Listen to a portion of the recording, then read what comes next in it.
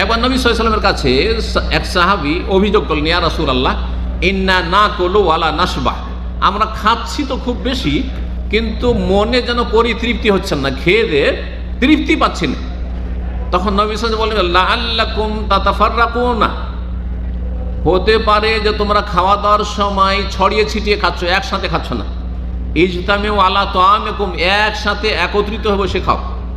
একসাথে খাওয়ার দুটো পদ্ধতি, একটা হচ্ছে আরবিয়ান পদ্ধতি, শুনে নেন ভালো করে। সেটা হচ্ছে এক প্লেটে কয়েকজন খাওয়া, যেমন আপনারা বসছেন 4 জন 5 জন যা বসছেন, এটা সবচেয়ে ভালো, এটা সবচেয়ে ভালো। কিন্তু এর জন্য একটা শর্ত আছে, এত বেশি খাবার নেবেন না যে অল্প খেলেন আর বাকিটা নষ্ট হয়ে গেল ফেলে দিলেন, এটা জায়েজ নয়। এইটা যে করছে এটা আপত্তিকর, নাহলে এটা সবচেয়ে বেশি বরকতের। এতে হবে কি দেখেন, 4 জনের খাবার 6 জনও কিন্তু মোটামুটি কাজ চালা হয়ে যাবে, হবে না? হবে না?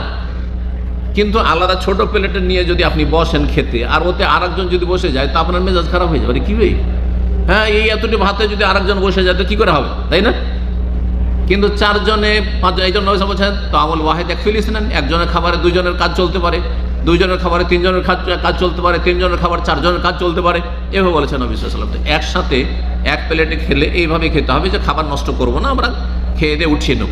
নিজেরা উঠাইতে না পারেন তো পাশে অনেক লোক আছে, সবল আছে, বেশি খেতে পারবে, ডেকে নেন যে ভাই আসো, খাবার দাবার আমার বেঁচে গেছে, শেষ করো।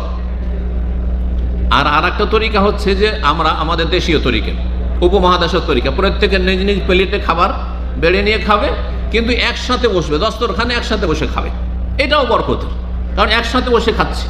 বাড়ির লোকেরা সকালে নাস্তা একসাথে, দুপুরে একসাথে, রাতে একসাথে, আর যে যখন আসবে একা একা খাচ্ছে। পশ্চিমা তরিকায় এটা বরকতহীন তরিকা এবং সুন্নত বিরোধী তরিকা। ভালো করে শুনুন, নবী সাল্লাল্লাহু আলাইহি ওয়াসাল্লামের হাদিস আবু দাউদ তিরমিজি ধরে, ইজতামিউ আলা তাআমিকুম ইউবারাক লাকুম, তোমরা খাওয়া দাওয়ার সময় একসাথে বসো, এতে তোমাদের বরকত দেওয়া হবে আল্লাহর পক্ষ থেকে। জি।